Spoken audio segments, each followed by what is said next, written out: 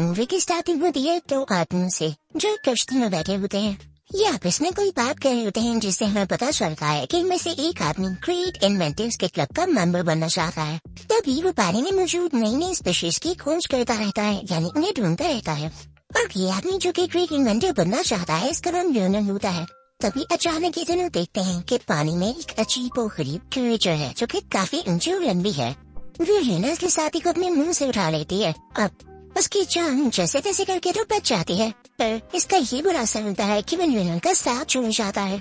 अब ल्योनल जब वापिस आता है तो वो काफी उदास होता है, लेकिन तभी उसे एक लेटर रिसीव होता है जिसमें ये लिखा होता है कि अगर ल्योनल ने एक ऐसी स्पीशीज को ढूंढ डाला या ये प्रूव कर दिया कि वो अभी भी एग्जिस्ट करती है, तो उसे ग्रेट इन्वेंटर्स के क्लब का मेंबर बना दिया जाएगा। ये पढ़कर ल्योनल बहुत ज्यादा खुश हो जाता है क्योंकि उसके पास एक टर्म पड़ा हुआ था जो उसी स्पीशीज का था, या यूं कहें कि उस स्पीशीज के ये मीन्स थे। अब वो ये बन लेकर उस क्लब में पहुंचता है जहाँ उनके लीडर चुन देता है, पर उनका लीडर ये मानने से इनकार कर देता है कि असली पाँव है और उस पाँव को तोड़ देता है। यानी ल्योनल के पास जो प्रूफ था कि स्पीशीज एक्सिस्ट करती है, उस पर प्रूफ को भी खत्म कर दिया था, जिसके बाद ल्योनल का बहुत दिल दुखता है क्योंकि वो लोग उसे क्लब का मेंबर भी नहीं बना रहे थे।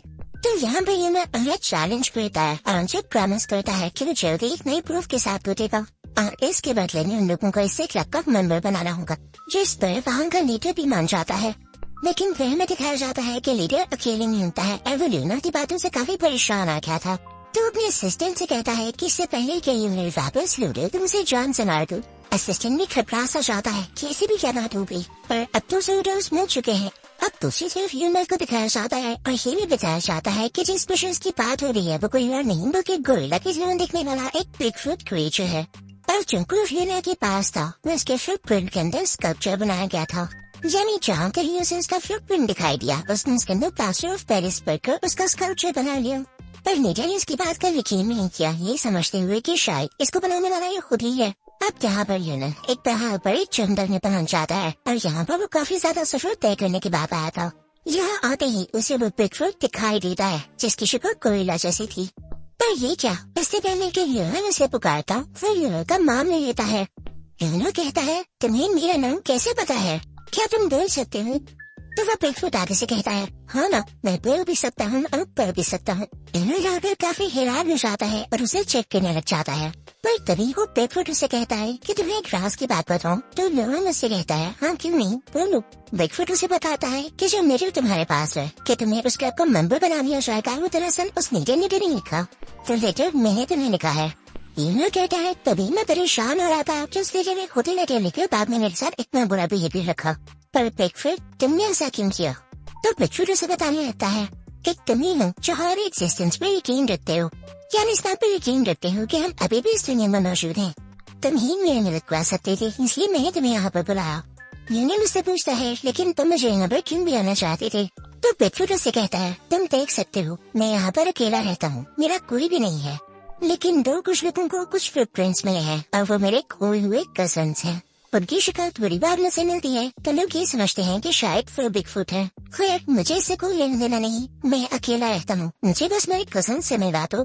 क्या तुम ढूंढने में मेरी मदद करोगे? तो ल्योनल आगे से कहता है मैं यहाँ तुम्हारी मदद तो नहीं करने आया था, मैं तो यहाँ तुम्हें ढूंढने आया था और इस बात का प्रूफ उस लीडर को देने आया था कि तुम एक्सिस्ट करते हो। तो चलो एक डील करते हैं, मैं उसको पहले प्रूव कर दूं कि तुम जाके एक्सिस्ट करते हो और जब वो मुझे मेंबर बना देगा तो मेरे पास ज्यादा अथॉरिटी होगी और उसके बाद मैं तुम्हारे कजन्स ढूंढने में हेल्प जरूर करूंगा। अब इस बात पर बिगफुट मान जाता है। अब ल्योनल उस बिगफुट का नाम मिसिंग लिंक रखता है क्योंकि उसके साथ ही कुछ मिस्टर हो चुके थे। अब वो उसे अपनी साथ लेकर एक क्लब में जाता है, लेकिन तभी वहाँ पर एक गैंगस्टर आ जाता है जो उसे लीडर का भेजा गया होता है। उसे मारने के इरादे से यहाँ पर आया था, लेकिन जैसे ही उसकी तरफ बढ़ता है तो ल्योनल भी उसे फायर शुरू कर देता है। अब उन दोनों में हाथापाई यानी लड़ाई हो भी रही होती है कि तभी वहाँ पर एक डॉग मिसिंग लिंक यानी बिगफुट को भौंकना शुरू कर देता है। पर मिसिंग लिंक भी आगे से चुप रहने वाला तो नहीं था, वो और ज्यादा उस पर चिल्लाता है इतनी ऊंची आवाज में कि वहाँ मौजूद सारे के सारे लोग डर जाते हैं। को वहाँ से तुरंत भाग जाते हैं, पर इसके बाद वो गैंगस्टर अभी भी बाहर खड़ा ल्योनल की बातें सुन रहा होता है। यहाँ पर ल्योनल ये फैसला ले चुका होता है कि वो प्रूफ करने की बजाय मिसिंग लिंक को फौरन से पहले उसके साथियों से मरवाएगा अब यहाँ पर उसका कॉस्ट्यूम भी यानी उसकी ड्रेसिंग भी चेंज कर देता है ताकि सारे लोग उस पर शक न करें कि कौन से क्रीचर है। और सिर्फ वो गैंगस्टर उस लीडर को सारी खबर दे चुका होता है और उसका लीडर उसे कहता है कि किसी भी तरह करके मिसिंग लिंक को रोका जाए। अब ल्यूनर और मिसिंग लिंक किसी और सिटी ट्रेवल कर रहे होते हैं और जिस करने में चाह रहे होते हैं वो ल्यूनर की बेस्ट फ्रेंड का घर होता है। जब वो वहाँ पर जाता है तो उसकी वाइफ से मिलता है, लेकिन उसकी वाइफ उसे नाराज होती है और कहती है कि मेरे हस्बैंड यानी तुम्हारे बेस्ट फ्रेंड की डेथ हो चुकी है, तुम तो उसके फ्यूनरल पर भी नहीं आए। पर ल्यूनर उससे माफी मांगता है और कहता है कि मुझे चीज की जरूरत है और वो है हिमालय का मैप। ये वो जगह है जहाँ पर बिगफुट के कजन्स रहते हैं। पर वो लेडी से कहती है कि मैं उस मैप को नहीं देख पाई, वो मैप मेरे हस्बैंड के लॉकर में है और वो अभी तक सेफ है पर मैं उसे निकाल नहीं सकती। ये कहकर उन दोनों को घर से निकाल देती है और वो सोने चली जाती है।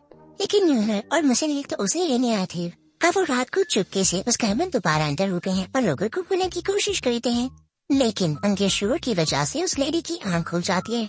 वो पीछे भी शेन के रूम में आते हारंग पर अटैक करने की कोशिश करती है, जिसकी वजह से वो लोग खिड़की से बाहर गिर जाता है और साथ ही तुरंत में खिड़की से बाहर जंप कर और स्टूडियो में तिजोरी यानी स्टूडियो में लोग वैसे वो मैप लेकर भाग जाते हैं। अब सुबह ल्यूनर और मिसिंग लिंक ने स्टेशन जाना था ताकि वो अपनी सिटी वापस जा सके, लेकिन उनसे पहले ही वहाँ वो लेडी आ जाती है। अब उनको पकड़ने वाली होती है लेकिन उसको मिलते ही नहीं, क्योंकि उन दोनों ने अपना रोप पता रुका होता है। पर तभी वहाँ पर फायरिंग स्टार्ट हो जाती है और ये फायरिंग वही गैंगस्टर कर रहा होता है। तो मेरी समझ आती है कि लोगों की जान को खतरा है और इन लोगों के लिए उस जगह पर पहुँचना बहुत जरूरी है जिसके लिए वो यहाँ पर मैप लेने आए हैं। तो मलेरी खुद ही उस गैंगस्टर का सामना करती है, उस पर फायरिंग करके, और उनको चकमा देते हुए ये लोग छुप जाते हैं।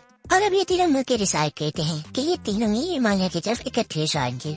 यहाँ पर वो रास्ते में बातें करने चाहते हैं। वो लेडी अपने हस्बैंड की बातें कर रही होती है कि तराश वो जिंदा होते तो अपने फ्रेंड को देखकर यहाँ पर बहुत खुश होते। खैर अब उन्हें कोर्ट में जाना था जिसके थ्रू हिमालय तक ट्रैवल कर सके, लेकिन यहाँ पर वो गैंगस्टर उनका पीछा करते करते आ ही जाता है। फिर हम देखते हैं कि रात के टाइम ल्यूनर और मिसिंग लिंक अब इसमें बातें कर रहे होते हैं। ल्यूनर उससे कह रहा होता है कि कुछ भी हो जाए मैं तुम्हारे घर पहुँच जाऊंगा, जिसको सुनकर मिसिंग लिंक बहुत खुश हो जाता है। तो तभी पीछे से वो गैंगस्टर उस लेडी पर गन पॉइंट कर लेता है। ये जैसे ये देखता है तो उसे बचाने के लिए आगे बढ़ता है और मिसिंग लिंक उनकी मदद करने के लिए आगे आ जाता है। अब इसके बाद वो तीनों यानी ल्यूनर, मिसिंग लिंक और वो लेडी बासी चूड़ी बोट के जरिए वहाँ से एस्केप कर जाते हैं। वो गैंगस्टर के हाथ से निकल चुके थे। अब ये खबर जो गैंगस्टर उस लीडर को देता है तो उसे बहुत गुस्सा आता है। वो तो अपना सर पीट कर रह जाता है कि ऐसा कैसे हो गया, अब मैं हो तो नहीं रोकूंगा। खुद ये तीनों इंडिया पहुंच चुके होते हैं जहाँ पर हिमालयन रेंज है, लेकिन यहाँ पर उन्हें दिखाया जाता है कि वो गैंगस्टर अभी भी इनका पीछा कर रहा है और उसने किसी तरह से इनके पते का पता लगा लिया है। अब ये लोग वहाँ के रेसिडेंट्स के पास जाते हैं जिनमें एक औरत भी होती है। उनके सर के ऊपर एक चिकन बैठा होता है जो शायद उन्हीं का पालतू है। और वहाँ पे जाकर ये खाना खाने लगते हैं और मिसिंग लिंक वहाँ पर गोबर के बने हुए कुछ प्लेट्स खाने लगता है। वो इनको डिलीशियस तो केस कह रहा होता है। अब यहाँ पर ये सारे लोग उस बड़ी और अच्छी जगह के बारे में पूछने लगते हैं जहाँ पर मिसिंग लिंक के जैसे दिखने वाले स्पेशल्स रहते हैं। फिर वो बूढ़ी औरत इन्हें उस जगह को बताने से मना कर देती है और कहती है कि तुम लोगों का सुरा से कोई मेरा देना नहीं। फिर यहाँ पर मिसिंग लिंक अपना कॉस्ट्यूम यानी अपने कपड़े उतार देता है। वो कहता है कि मेरा है लेना देना। मुझे देखकर वो बेचारी पूरी औरत बेहोश हो जाती है। पर जब उसे होश आती है तो वो अलाउ कर देती है कि ये लोग उस जगह पर जा सके। साथ ही साथ अपनी बेटी को इनके साथ भेजती है कि जाओ इन्हें उस जगह तक छोड़ आओ ताकि ये इंसान ही रहे। अब पीछे से उस मिनट के पास वही कैंसर उसका साथी आता है और वो उनसे उनके पते के बारे में पूछता है, लेकिन जब उन्हें नहीं बताती तो वो डिफरेंट तरह की ब्लैकमेल करने लगता है, यानी उन्हें धमकी देने लगता है कि हम आपको और आपके बेबीज को जान से मार देंगे। वो तो हम देखते हैं कि मिसिंग लिंक अपने साथियों को देख लेता है जो उन्हें देखकर बहुत खुश होता है।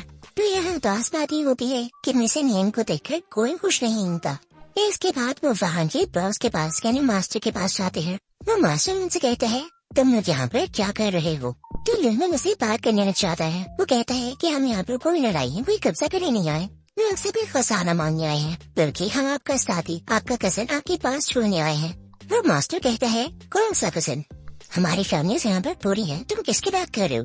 तभी एक में से मेल उठ खड़ा होता है और कहता है मैं, मेरी शक्ल देखिए, मैं आप ही लोगों से मिलता जुलता हूँ और आपसे खोया हुआ हूँ, यानी मैं अगर उनसे पिछड़ गया था। तो वो मास्टर कहता है मेरे साथ फजूल बातें मत करो।